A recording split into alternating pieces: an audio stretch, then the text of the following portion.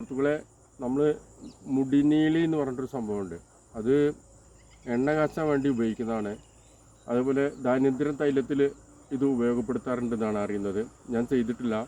പക്ഷേ ഈ സാധനം ഇപ്പോൾ നമുക്ക് ഭൂമിയിൽ നിന്ന് നഷ്ടമായിക്കൊണ്ടിരിക്കുകയാണ്. കുട്ടികൾക്ക് ഇത് അറിയുന്നുമില്ല. അപ്പോൾ ഇതാണ് സാധനം.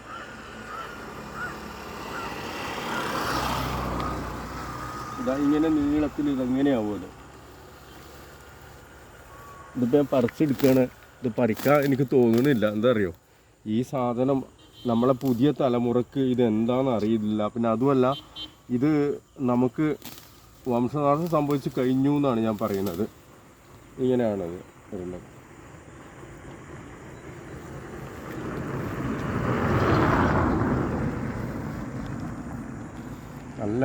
നല്ല പ്രകൃതി മനോഹരമായ ഒരു സ്ഥലമാണ് വന്ന് കണ്ടപ്പോൾ.